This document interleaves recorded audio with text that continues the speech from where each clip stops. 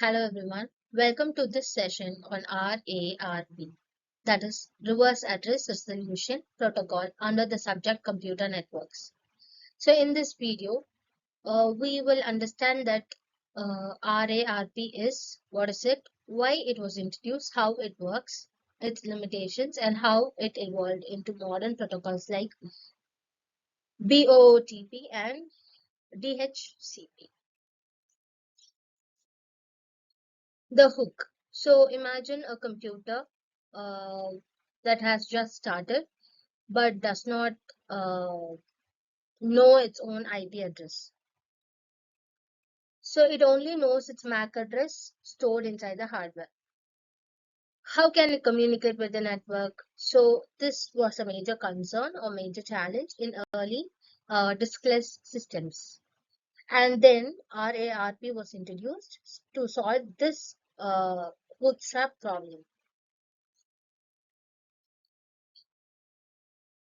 So by defining the core problem, that is a diskless machine knows only its physical, that is the MAC address. It has no way to obtain its logical address, that is the IP address, without asking the network. So there's no stored configuration also. To communicate in the network, it needs the IP address. The MAC addresses are permanent hardware addresses, while IP addresses are assigned by the network administrator and may change depending on the network. So the machine broadcasts a request asking who knows my IP address from this MAC address. This process is handled by RARP.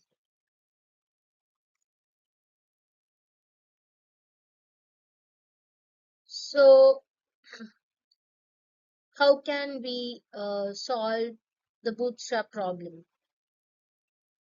So these are some of the evolutions. So RARP, it is like over the time there were three approaches developed. The first one was in 1984. Second one was in 1985 and the third one was in 1993. So it was simple. The first one was simple but limited to a single subnet. The second one, it could work across routers and provide additional configuration information. The third one, became the standard one and it automatically assigns the IP addresses dynamically and supports large modern networks efficiently. So this is the architecture and the message flow. Here we see the working architecture of RARP. The client machine sends a broadcast request containing its MAC address. Then the server RARP server checks the table and replies with the corresponding IP addresses using a unicast message. This allows the machine to start network communication. And here we can see the broadcast phase. That is, in the first phase, the request is broadcast within the local network. Every device receives the frame, but only the RARP server processes it.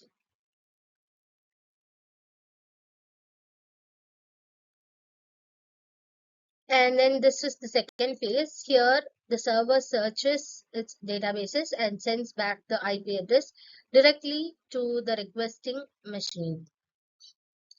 Then mirror protocols. Here it is considered the reverse process of ARP, and the ARP converts the IP addresses to MAC addresses, while RARP converts MAC addresses to IP address.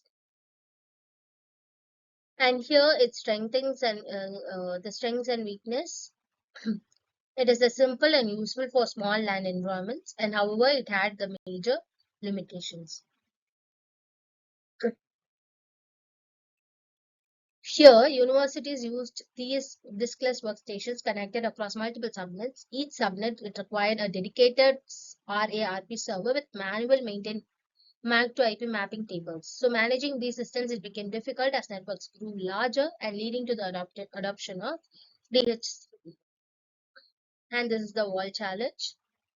So this slide it highlights the major challenge of RARP since layer 2 broadcast cannot cross routers. Scalability became a serious issue in the large networks. To summarize, the RARP maps the MAC address to the IP addresses. It was mainly used by diskless machines. It worked only within a local subnet. Boot and DHCP evolved from RARP concepts and became modern standards. So these are the references I have given, which are used for presentations, which include the textbooks of Frozen and online resources. So you can take a note of it. Thank you for watching.